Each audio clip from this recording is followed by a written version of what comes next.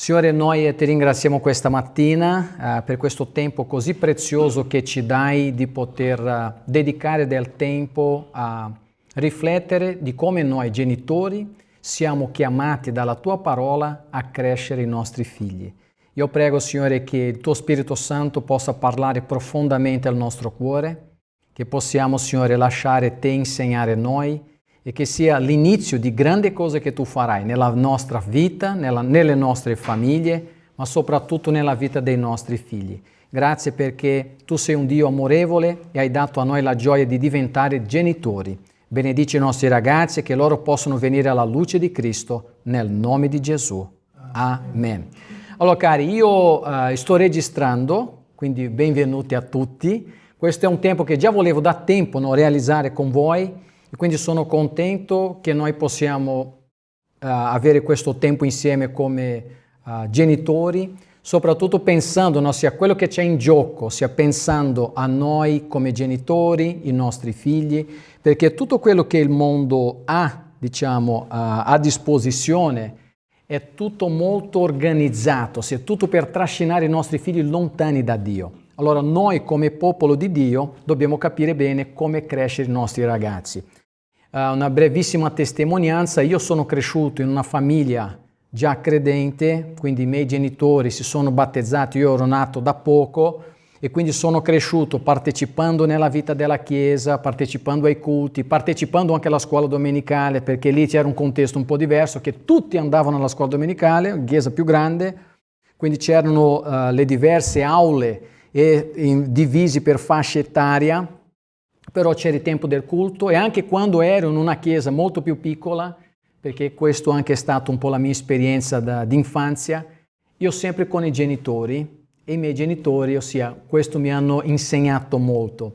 E quello che condivido con voi oggi non dovete nemmeno scrivere niente, perché io dopo vi do un riassunto. Io sto registrando e vi darò un riassunto iscritto, quindi a casa fate un ripasso. Se avete domande, magari dopo noi possiamo anche avere un tempo di domande e risposte. Non è molto lungo, ok? Io cercherò di essere il più obiettivo possibile, quindi il Signore ci guiderà sicuramente.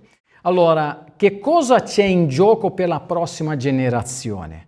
Quando noi pensiamo ai nostri figli, qual è la nostra vera preoccupazione? Noi vogliamo crescere i figli, ossia dare a lui un buon vestito, buone scarpe, una buona scuola, tutto questo va benissimo, salute, portare dal medico quando è necessario, vedere, osservare, no, questo nostro figlio, educarlo, ma c'è una cosa che noi non possiamo dimenticare, che è portare il nostro figlio a Cristo, portare il figlio al Signore, perché di tutto quello che noi possiamo fare, un papà, una mamma possono dare tutto quello che materialmente parlando noi possiamo offrire con tanto sudore, con tanti sacrifici che i genitori fanno per i figli, ma questo passa. È importante, super importante, ma c'è un qualcosa ancora più importante che noi dobbiamo dare, che è l'amore del nostro Signore, la fede in Cristo.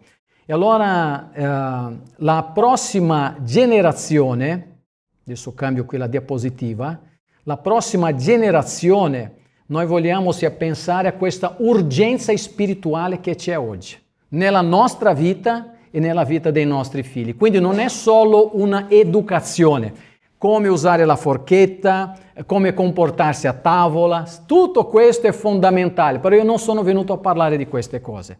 Noi vogliamo collegare questa mattina il nostro cuore alla responsabilità che Dio ha dato a noi davanti a Lui in qualità di genitori.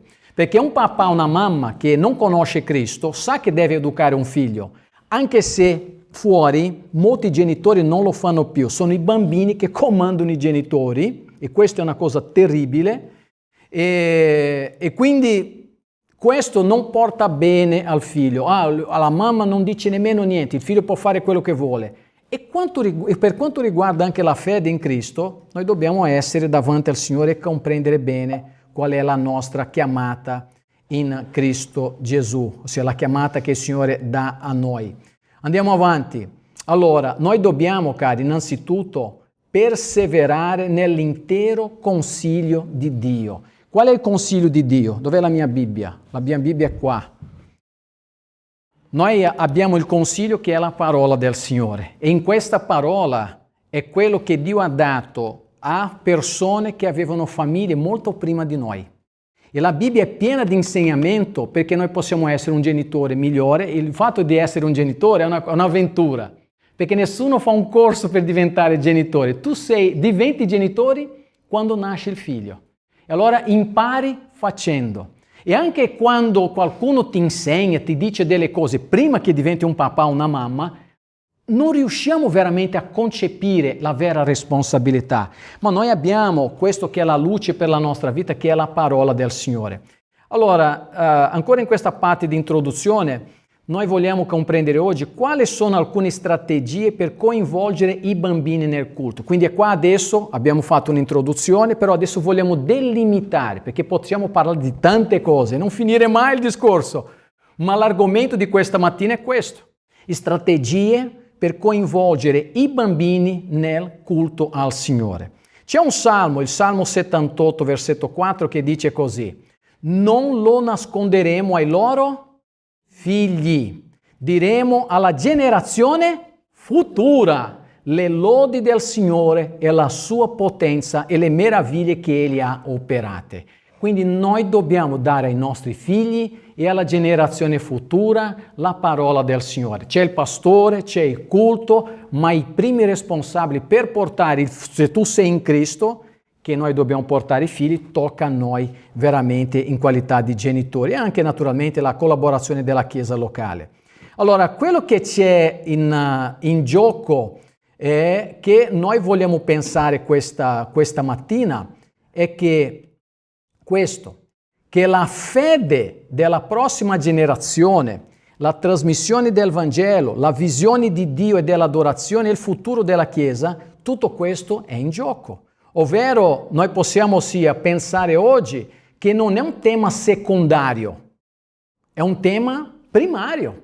Io mi devo dar da fare per portare, io e Anni abbiamo avuto 3 figli, grazie a Dio li abbiamo cresciuti nel Signore, abbiamo fatto non pochi sacrifici, senza nonni vicino, senza zii vicino, senza nessuno, diciamo, che della famiglia, come diversi di voi, quindi comprendiamo quello che molti di voi attraversate in qualità di famiglia, posso capire, mi sa che proprio questa è la nostra realtà, no? Che abbiamo i familiari lontani, quindi io vi capisco, Anne molto più di me, perché la mamma è sempre la mamma. Però quello che c'è in gioco non è una cosa che possiamo rimandare per fare domani, noi dobbiamo fare adesso. Perché se noi perdiamo i nostri figli, cari, noi perdiamo non solo un figlio, noi perdiamo il futuro della Chiesa.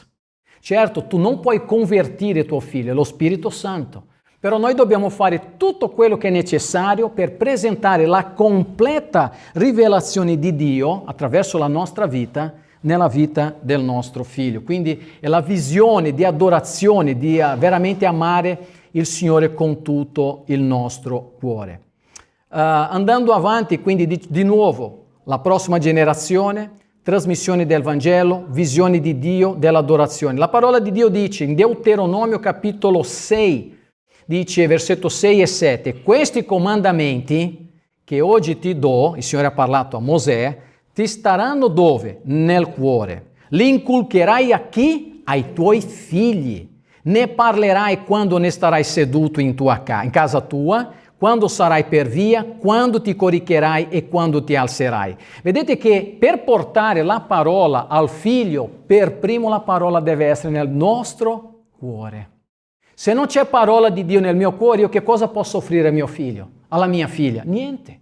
Ma se c'è fede, noi possiamo trasmettere la parola del Signore. Vedete che qui il Signore ha detto che noi dobbiamo parlare in tutte le situazioni della nostra vita, non solo durante il culto, ma durante la nostra settimana, nella nostra vita. Quindi non è un tema secondario, non è un qualcosa che noi non vogliamo perdere i nostri figli, non vogliamo, ma vogliamo collegare questo veramente alla nostra vita.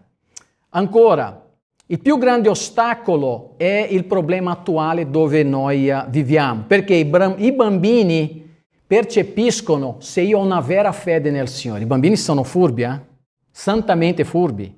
Se tu veramente ami Dio, Lui lo sa, lei lo sa. Noi non possiamo trasmettere a un figlio quello che io non ce l'ho. Se io faccio qualcosa solo per obbligo, e non faccio per amore, perché ce l'ho quella cosa dentro del mio cuore, mio figlio lo capisce. Mio figlio sa. Quindi il problema non sono i bambini, i problemi siamo noi genitori. E io mi metto insieme a voi perché non sono un papà perfetto. Non sono mai stato un papà perfetto. Ma io prego che la parola di Dio ci aiuti a sbagliare il meno possibile. Perché noi abbiamo bisogno del Signore. Quindi, cari, stiamo parlando di un tesoro che è quello che il Signore ci ha dato. Dunque, genitori senza gioia nell'adorazione. Quando non c'è gioia, quando non è una priorità, quando il culto è visto come un dovere. Sto parlando del contesto, il bambino nel culto. Se non è una priorità, se non è una gioia nell'adorazione, se è solo un obbligo, se c'è mancanza di preparazione per questo, è tutta una cosa un po' improvvisata, mio figlio, mia figlia assorbisce quello e dice no, ma qua è giusto così. Ma cosa dice la parola del Signore? Cristo, cari, ho detto stamattina che Cristo offendeva le persone. Guarda, questo non è un'offesa. Questo popolo mi onora con le labbra, ma il loro cuore è dove? È lontano da me. Quindi noi dobbiamo innanzitutto, io devo essere un vero adoratore perché mio figlio e mia figlia diventino un vero adoratore. Allora il principio che noi prendiamo, cari, è che noi dobbiamo adorare insieme come famiglia. Se io non adoro, mio figlio non adora. Se io non credo, mio figlio non crede. Se io non prego, mio figlio non prega. E anche quando tu preghi, magari tuo figlio non vorrà pregare. Allora noi dobbiamo sempre andare avanti, stare insieme nel Signore e con la famiglia, con i figli, va a plasmare, a modellare il cuore di questi ragazzi. Noi non possiamo pensare che la Chiesa serve per intrattenere i bambini. Qua non c'è nessun babysitter. Noi non abbiamo mai avuto, e Letizia non fa questo, la Rose non fa questo, Anni non ha fatto questo, però ci sono persone, ci sono dei genitori che pensano che in Chiesa è il momento che loro dicono no, lì c'è una persona che ce la faccio più a stare con questo bambino. Allora lo consegno a una persona che mi dà un po' di sollievo. Noi non facciamo questo nella Chiesa e non è così che il Signore ci ha insegnato. Quindi noi dobbiamo impegnare per formare i nostri figli in maniera spirituale e avere un culto che già inizia nella nostra famiglia. I bambini devono stare nel culto, io prego questo. C'è la scuola domenicale, ma io non posso pensare che tutte le domeniche i bambini devono stare là. Noi li dobbiamo insegnare a stare qua. Perché quando tolgo i bambini dal culto è come per dire tu qua mi dai un po' di fastidio, allora io ti porto di là. E quando un bambino non si comporta bene nel culto, il problema non è del bambino, il problema è mio, che io non ho insegnato a mio figlio a comportarsi nel culto.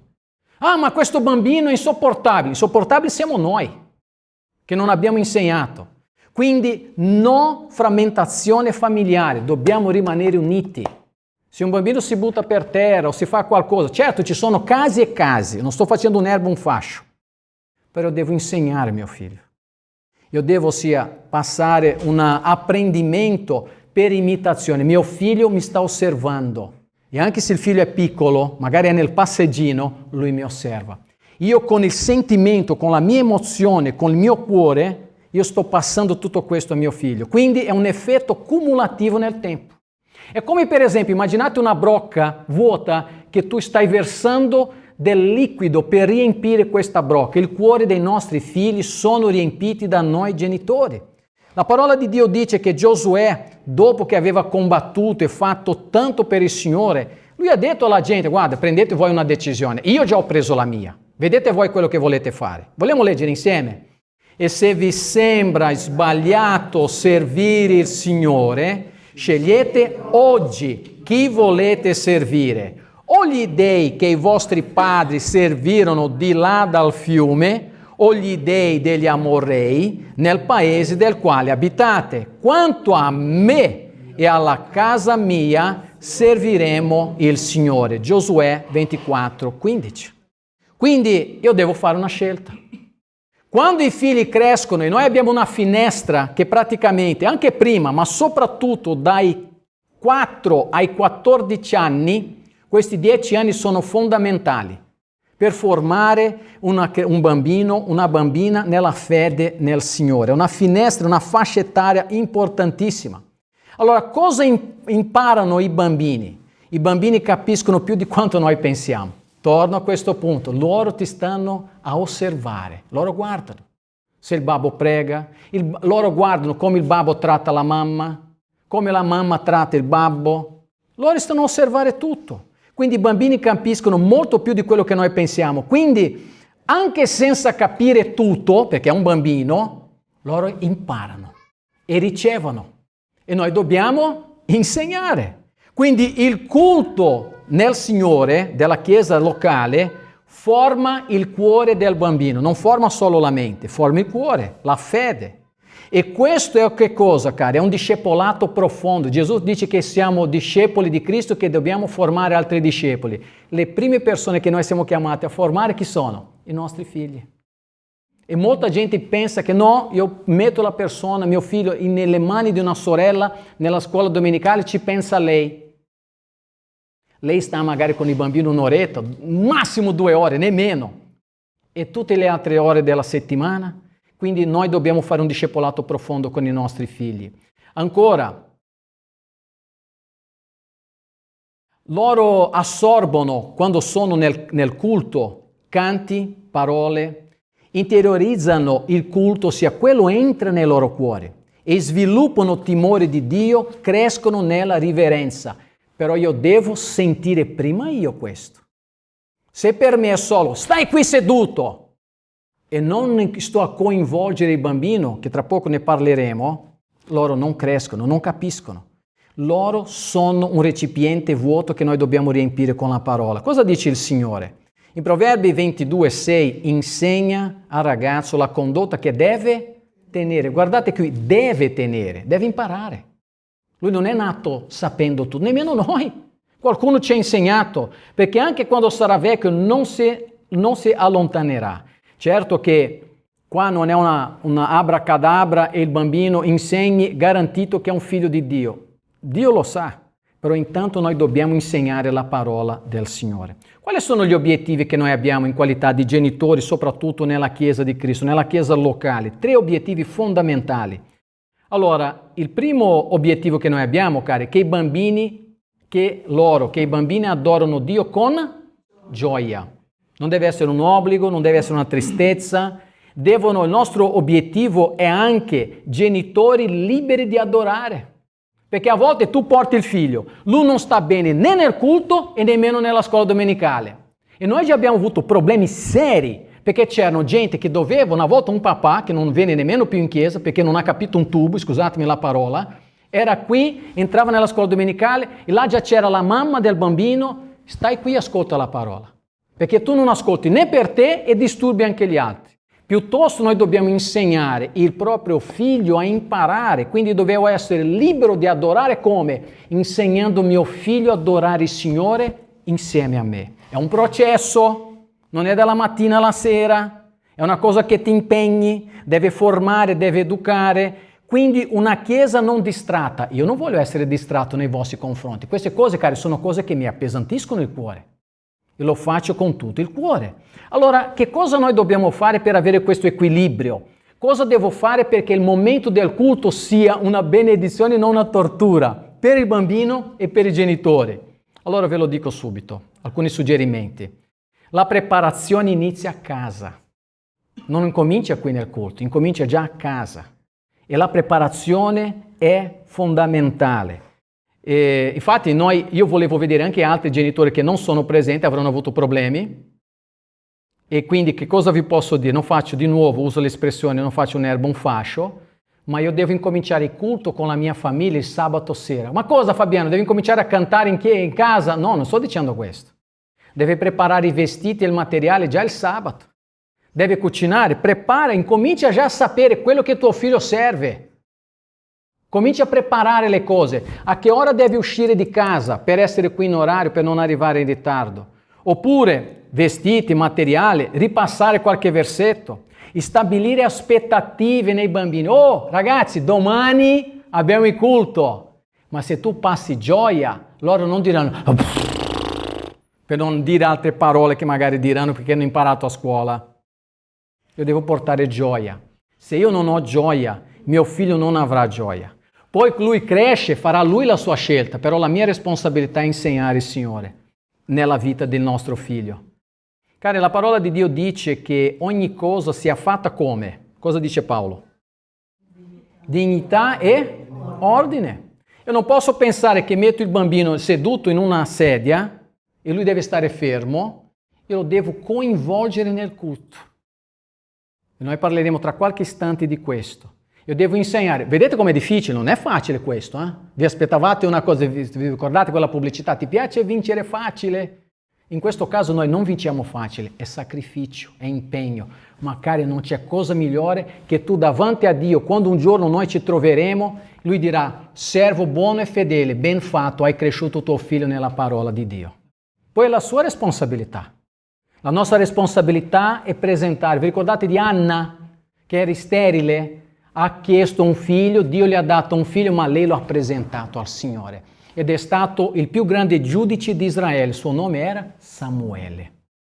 Dio può usare tuo figlio in una maniera che tu non te l'aspetti. Dio sta chiamando i nostri figli al Signore, a Lui, alla parola di Dio. E quando penso a questo, cari, io ho avuto questo privilegio di crescere in una famiglia che amava il Signore. E non vi nascondo che tutte le volte che ascoltavo la parola di Dio, mi parlava anche da bambino, mi parlava, perché i miei genitori dicevano, ascolta, fai attenzione. E quando il pastore faceva l'invito della predica, non so se vi ho raccontato questa storia, allora c'era il pastore, un missionario americano tra l'altro, lui predicava la parola, ha fatto l'invito e io sono venuto, ho accettato Gesù. Avevo 7 anni. Domenica prossima il pastore ha fatto di nuovo una predica, ha fatto un invito, Fabiano è venuto di nuovo. Poi la terza settimana Fabiano è venuto di nuovo. Cari, per 2 mesi io andavo tutte le volte. Allora a un punto il pastore ha detto, senti, mia mamma si chiama Maria Elena, ma parla con tuo figlio perché lui sta venendo tutte le volte. Magari forse non ha capito bene. E mia mamma è venuta a parlare con me. E io mi ricordo di questa cosa. E figlio, ma perché tutte le domeniche quando il pastore prega e tu devi venire davanti? Sai che cosa le ho detto a mia mamma? Io ero un bambino di 7 anni. Gesù mi sta chiamando. Gesù sta chiamando i nostri figli. E forse noi stiamo portando i nostri figli al Signore. Io perché oggi sono missionario? Per merito mio. Io sono niente. È Gesù che ci sta chiamando. E sta chiamando i nostri figli. La parola di Dio dice che nel Decalogo, ricordati del giorno del riposo per santificarlo. È un principio per dedicare un tempo per il Signore. Questo giorno, la domenica, per noi è il nostro sabato. La domenica è il nostro sabato, perché è dedicato a Dio, è dedicato al Signore. Allora io come papà, come mamma, io sono chiamato a avere un ruolo di essere un modello per mio figlio. Mi devo preparare, devo dimostrare amore, i bambini che ci imitano, allora devo avere gioia, il bambino incomincia a capire questo, incomincia a assorbire questo, ok? Perché se io dico una cosa sbagliata è molto più facile che loro imparino che imparino una cosa giusta, quindi ci dobbiamo impegnare. Allora, qual è il ruolo nostro, il nostro atteggiamento? Di nuovo vogliamo ribadire, atteggiamento gioioso. Se tu vieni in chiesa solo per obbligo o perché magari dopo il pastore ti manda un messaggino, tutto bene, non sei venuto al culto, non serve. Io devo avere un cuore pronto all'adorazione. Io devo avere un entusiasmo che è visibile. La gente, mamma mia, guarda che gioia che c'è nel cuore di quella persona nel lodare Dio. E poi c'è anche una coerenza spirituale. Quindi non solo nella teoria, ma nella pratica. Infatti la parola di Dio, Paolo dice in 1 Corinzi, queste parole, siate miei imitatori come anch'io lo sono di Cristo. Quindi noi dobbiamo imitare Paolo, dobbiamo imitare Cristo, perché i nostri figli possono un giorno dire, guarda, posso dire tutto dei miei genitori, ma loro hanno sempre amato Dio. E la nostra fede santifica la vita dei nostri figli. La nostra fede ci aiuta a vivere meglio anche come marito e moglie, perché se il perdono di Cristo è lo standard della nostra vita, noi impareremo anche come perdonarci a vicenda e i nostri figli impareranno anche a rispettare noi genitori. Io dico sempre una frase, l'ho detta sempre ai miei figli, se tu non hai imparato a rispettare i tuoi genitori, tu non imparerai mai a rispettare il Signore. Impara a amare Dio, amare i tuoi genitori per amare Dio. Impara a rispettare i tuoi genitori per rispettare il Signore. Cari, passiamo a alcune cose pratiche. Prima del culto, cosa dobbiamo fare? Che ho scritto qua, me lo potete dire? Preparare il bambino. E non dico nel vestito, anche questo, ma questo già è scontato, non te lo devo dire. Quello che noi dobbiamo preparare il bambino è questo. Noi dobbiamo spiegare al bambino che cosa ci sarà in chiesa. Il bambino forse già è abituato, ma se è un bambino che sta comprendendo, qua non è la scuola. Quando lui va, se già va nell'asilo per esempio, non è l'asilo. Qua dobbiamo spiegare, guarda che noi ci incontriamo, siamo popolo di Gesù, noi andiamo a pregare al Signore, vedi il creato, l'ha fatto il Signore. Vede la nostra famiglia, Gesù ci ha dato una famiglia e noi andiamo a parlare con il Signore perché Lui parla con noi attraverso la parola di Dio. Spiega al bambino. Forse noi non abbiamo mai fatto questo. Prega insieme, ma mio figlio ha 2 anni. Prega insieme a tuo figlio. Prega con e prega per tuo figlio. Prega al Signore e prova a coinvolgerlo attivamente. E vedrai che tuo figlio incomincia a dire, no papà, prima di mangiare noi vogliamo pregare. Posso fare la preghiera? Quante volte, vero Anni, no? Io ho pregato a voce alta e loro ripetevano dopo di me. Una preghiera semplice. Gesù, grazie per questo giorno, grazie per la nostra famiglia, grazie per il cibo. E loro ripetevano nel nome di Gesù, Amen. Ma io devo coinvolgere il figlio e devo anticipare i momenti chiavi. Guarda che nella chiesa noi dobbiamo fare attenzione. Non possiamo correre, noi dobbiamo stare seduti. Dopo c'è un momento per giocare, ma durante il culto noi ci dobbiamo sedere e dobbiamo ascoltare. C'è il momento di gioire, di cantare, di pregare. E allora che cosa dice la Bibbia? Guarda, venite, adoriamo, inchiniamoci, inginocchiamoci davanti al Signore che ci ha fatti. Gratitudine, lode a Dio. Amare il Signore. Perché se il bambino vede che il papà o la mamma così, guarda l'orologio e fa il muso, tuo figlio cosa deve fare? Non farà quello che è chiamato a fare, perché innanzitutto suo babbo e sua mamma non lo stanno facendo. Quindi devo coinvolgere attivamente il figlio durante il culto. Come, Fabiano? Alcuni suggerimenti. Cantare. C'è la musica, abbiamo qui la musica, ci sono le parole. Magari non riesce a cantare tutto il bambino, c'è il ritornello, quella parte che si ripete. Vai vicino al tuo figlio e dici, cantiamo a Gesù. Stiamo qui per cantare a Gesù. Oppure c'è la Bibbia, portate una Bibbia vera e propria, non il cellulare, perché quello porta a distrazione. Guarda, anche se non sa leggere, ma fai vedere, guarda, adesso la lettura della parola di Dio. Guarda, Gesù, questa è la parola di Gesù, è la parola di Dio. Poi c'è il momento dell'offerta, prendi un 50 centesimi, prendi quello che vuoi.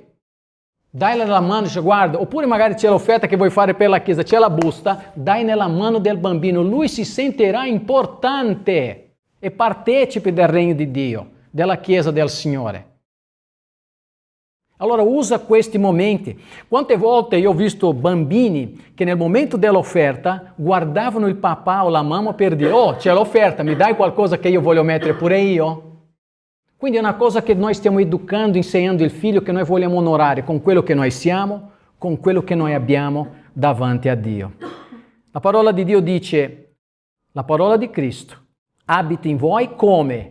Abbondantemente. Istruitevi ed esortatevi gli uni agli altri, quindi possiamo pensare non solo all'interno di fratelli e sorelle in Cristo, ma anche un papà e una mamma, con ogni sapienza, cantate di cuore a Dio sotto l'impulso della grazia, salmi, inni e cantici spirituali al Signore. E la predica, questa è la parte più difficile, quando c'è il messaggio, la predicazione della parola. Allora, alcuni suggerimenti. Brevi indicazioni durante il sermone. Prendi un quaderno solo del bambino, metti il nome, quaderno per la chiesa. Metti il nome che vuoi tu, devi inventare te, questo non ci ho pensato. Metti il nome del bambino, c'è un quaderno non della scuola, un quaderno a parte che tu prendi o qualcosa che giustamente tu devi badare, perché non è che uno dopo incomincia a disegnare in tutte le pareti della chiesa, ma incomincia a dire, se il pastore sta parlando, faccio un esempio, Gesù che è in Galilea, fai un lago, fai Gesù che sta camminando, coinvolge tuo figlio al sermone che viene predicato. Magari non sa leggere, ma scrivi Marco capitolo 1, scrivi te. Dice, adesso vogliamo colorare, guarda che Gesù sta predicando. Lui era nel deserto, adesso lui sta predicando nella Galilea, che il regno di Dio è arrivato. E tuo figlio questo messaggio incomincia a entrare nel cuore. Ah no, portiamo là che c'è la sorella che ci bada. Molte persone oggigiorno, e io ho fatto un'indagine, una ricerca, sono molti fratelli che sia in America, sia in Europa e in Sud America hanno capito che la maggior parte, più di 90% dei bambini che solo rimanevano nella scuola domenicale non vengono più in chiesa. Figli di credenti. Perché? Perché noi li abbiamo tolti dal culto. Quando era il popolo di Israele nel deserto, le famiglie non dicevano, senti, facciamo un recinto solo per i bambini. Loro stavano insieme, loro hanno visto il tabernacolo, loro hanno visto la gloria di Dio scendere, loro hanno visto Mosè predicare, loro hanno sentito l'odore del fumo del sacrificio che portava davanti a Dio gloria, hanno avuto esperienze, vita con Dio. Quindi disegna quello che tu ascolti. Il bambino non sa disegnare, disegni te. Ah, ma non so disegnare. Fai un disegno.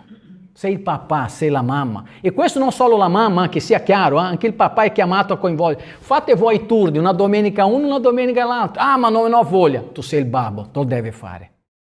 È un ministero. Usa un quaderno o una crescita progressiva che poi man mano cresce il bambino. Vedete che io cerco sempre di fare in una maniera che sia il più didattico possibile, che tu ti possa ricordare, e quindi segna quello. Guarda questo versetto, cari, è un impegno. Guarda l'impegno che ha avuto questa gente. Neemia. Egli lesse il libro sulla piazza, la parola di Dio, che è davanti alla porta delle acque, dalla mattina fino presto a mezzogiorno. Quindi quante ore? In presenza degli uomini, delle donne e di quelli che erano in grado di capire. Quindi mi fa intendere che ci c'erano anche dei bambini. E tutto il popolo tendeva cosa? L'orecchio per sentire il libro della legge. Ricordate che io nel messaggio, poi alla fine non l'ho detto, ma ieri quando abbiamo fatto la distribuzione, ho detto al fratello che guarda, appena finito noi andiamo al corso di teologia, 3 ore di lezione, ma tutto questo? Ho detto, fratello, se noi non abbiamo tempo per ascoltare la parola, a che cosa serve la nostra vita? Sì, deve lavorare,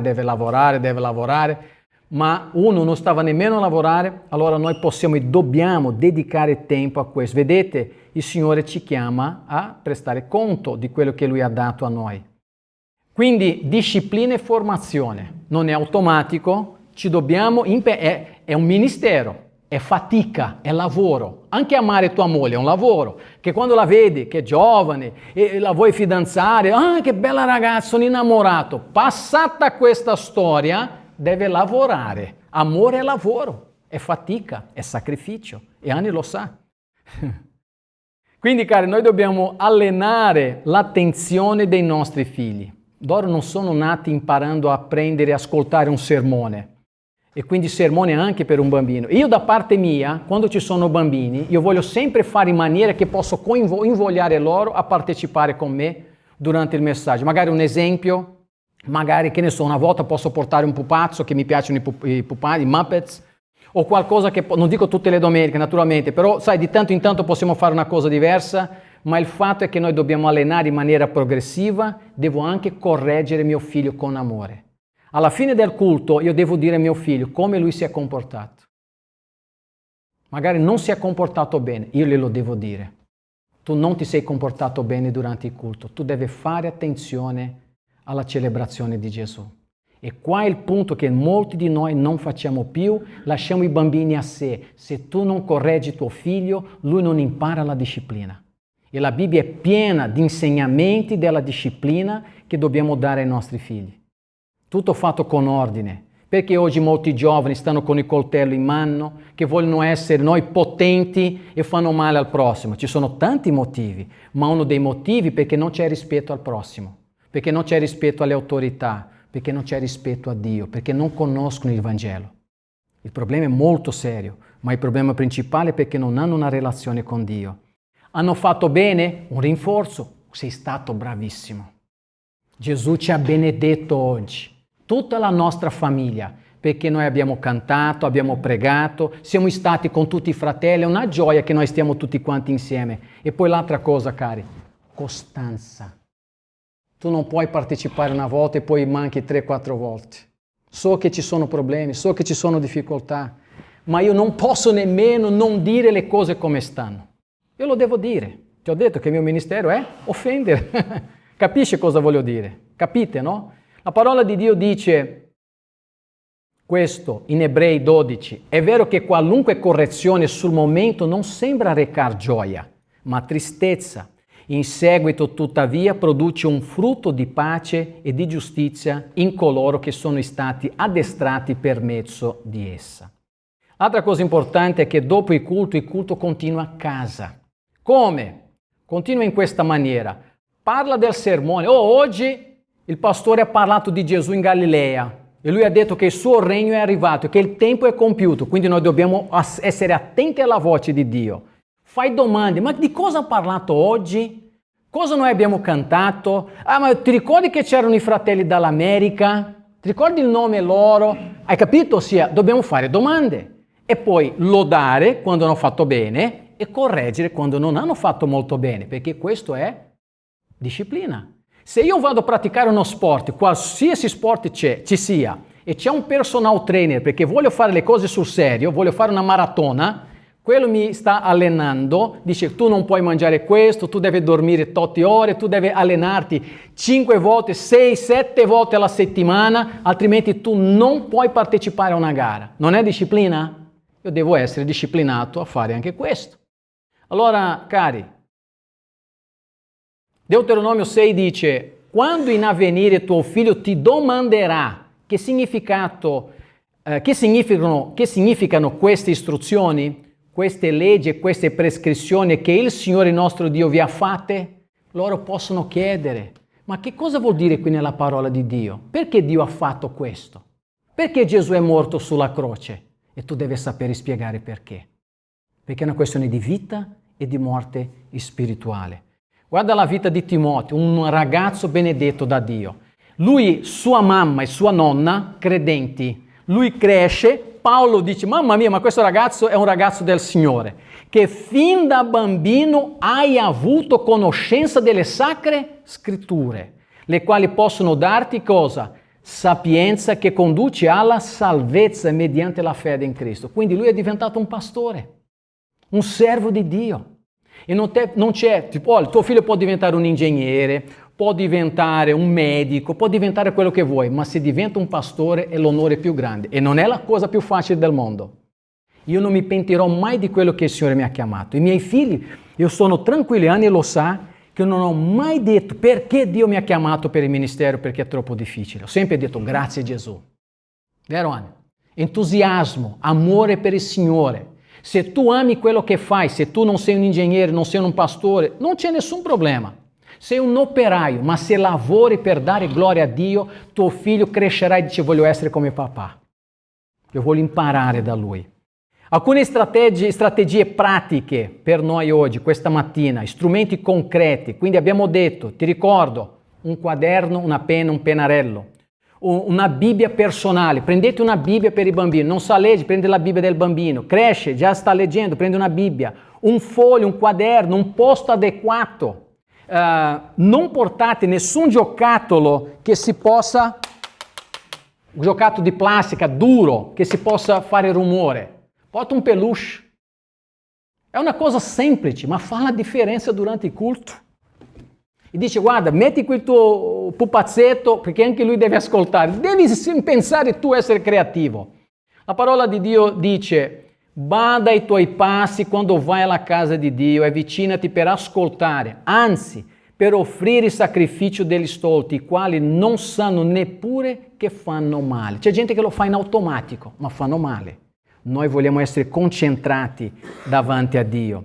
Le nostre aspettative devono essere chiare. Cosa noi aspettiamo dai nostri figli? Cosa tu devi dire a tuo figlio e cosa tu devi aspettare da tuo figlio? Chiunque sia, qualsiasi età abbiano, noi vogliamo crescere i figli con questa aspettativa. 1.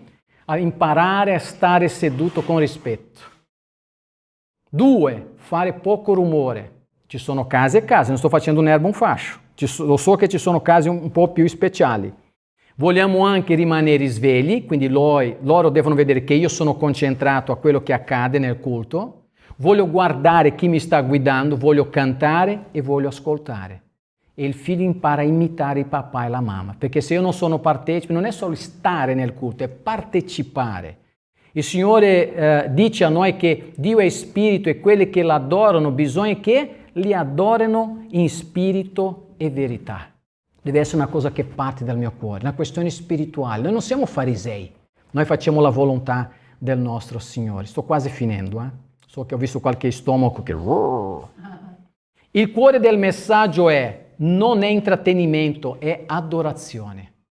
Intrattenimento c'è, sai quando vai nei centri commerciali, che ci sono quelli che stanno lì con i bambini, quando vai all'Ikea, quelli fanno intrattenimento, noi facciamo formazione spirituale. Perché? Perché il culto è per Dio, i bambini imparano adorando, la famiglia cresce insieme e Dio forma il cuore della nostra famiglia. Saremo una famiglia perfetta? No, la mia non è mai stata, ma noi abbiamo timore di Dio, noi tutti abbiamo timore del Signore, ben cari? Allora la nostra conclusione questa mattina è: noi vogliamo costruire la prossima generazione e noi vogliamo che questa mattina noi possiamo iniziare in famiglia, non è qui la domenica, inizia durante la settimana, soprattutto il sabato.